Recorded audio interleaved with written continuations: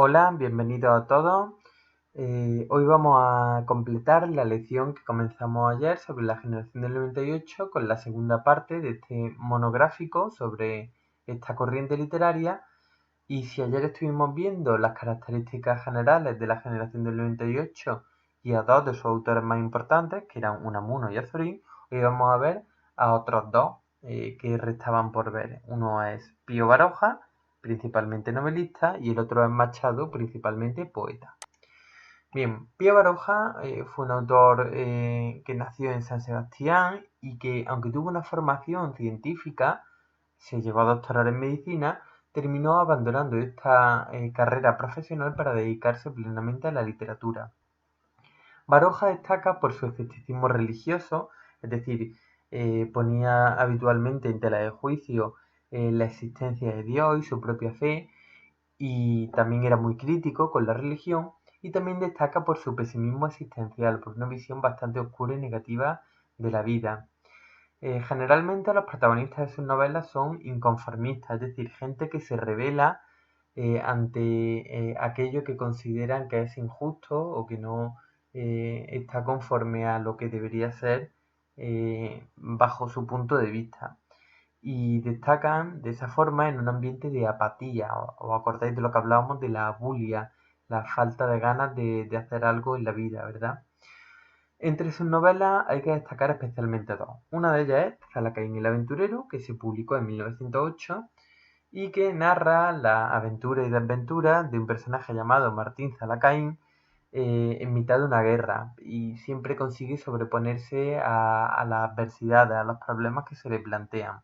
Tiene un estilo y un tono bastante ligero, sobre todo comparado con la que para la mayoría de los estudiosos e incluso para el propio Baroja sería su mejor novela, La cumbre literaria de Baroja, la novela publicada en 1911 llamada El árbol de la ciencia, que ya tiene un tono mucho más grave, mucho más trascendental y que tiene un carácter semi-autobiográfico.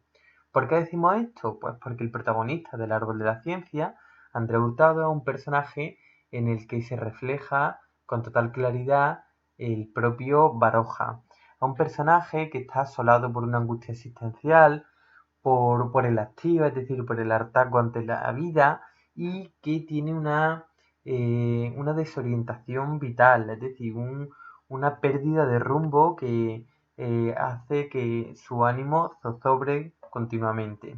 La novela está dividida en dos grandes bloques, partidos por un capítulo central, que es una conversación de Andrea Hurtado con su tío, que es una larga digresión filosófica, un poquito densa de leer, pero que refleja muy bien la esencia de la novela y del espíritu de la generación del 98. El árbol de la ciencia es una novela que acaba con un trágico final porque su protagonista, Andrés Hurtado, será víctima de una serie de desgracias porque llega a formar una familia, pero finalmente las cosas no le salen bien y el final es verdaderamente trágico. No os lo detallo porque probablemente algún día tendréis que leerlo, ya que El árbol de la ciencia es una de las lecturas obligatorias en segundo de bachiller para la preparación para selectividad. ¿Y cuál es el estilo de la prosa de Pío Baroja? Bueno, pues se caracteriza por escribir con oraciones cortas y párrafos breves. Como los científicos de pro, tiene un estilo que es conciso, preciso y que no se anda con rodeos. Por lo tanto, construye sus descripciones y la mayoría de los diálogos de sus personajes sin demasiada ornamentación, de una forma muy transparente y precisa. En segundo lugar, vamos a hablar de Antonio Machado, que es un poeta que seguro que suena, por lo menos de oídas, y que es uno de los más importantes en lengua castellana.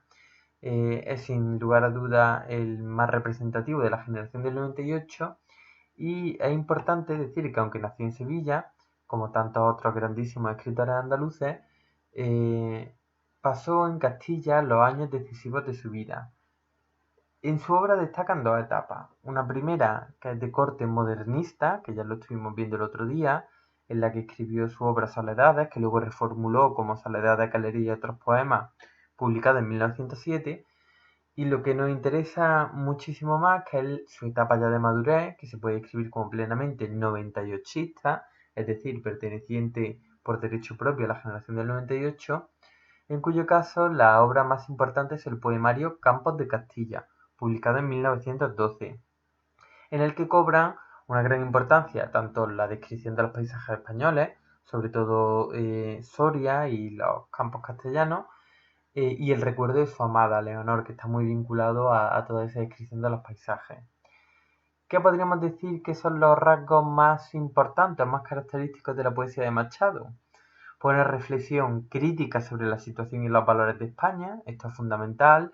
Él constantemente hacía reflexión sobre qué significa ser español y cuál era la verdadera idiosincrasia del pueblo español, pero desde una perspectiva crítica, no exenta de reflexión y de un pensamiento muy asentado, ¿vale? No se trata de una exaltación vana de los valores del país, como podrían hacer otros autores. También la meditación sobre el paisaje, que está íntimamente ligado a sus sentimientos. Continuamente el paisaje le ofrece una excusa para hablar de sus emociones. El amor, por supuesto, como ya hemos dicho, destaca el recuerdo de su amada Leonor, a la que perdió. Un tono intimista y melancólico que impregna todo el poemario, aunque esté hablando de paisaje y esté hablando de la descripción geográfica, lo que está haciendo en el fondo es sacar todo lo que lleva dentro, con ese tono melancólico que lo caracteriza. Y también la religión, como tantos otros autores del 98. Machado hablará de Dios en muchos de sus poemas. ¿Y cuál es el estilo de Machado? Bueno, pues Machado fue bastante versátil porque usó varios tipos de estrofas, entre los que destacan el romance y la silva, varios tipos de versos, como los alejandrinos, recordáis, de 14 sílabas y los dodecasílabos, y una lengua muy depurada, un estilo que evita los excesos y que describe con mucha precisión todas esas emociones e ideas que continuamente expresa en su poemario. Pues bien, con esto acabamos ya la generación del 98, al menos en la parte teórica, y lo próximo que haremos será analizar textos que reflejen todo lo que hemos aprendido. Muchas gracias.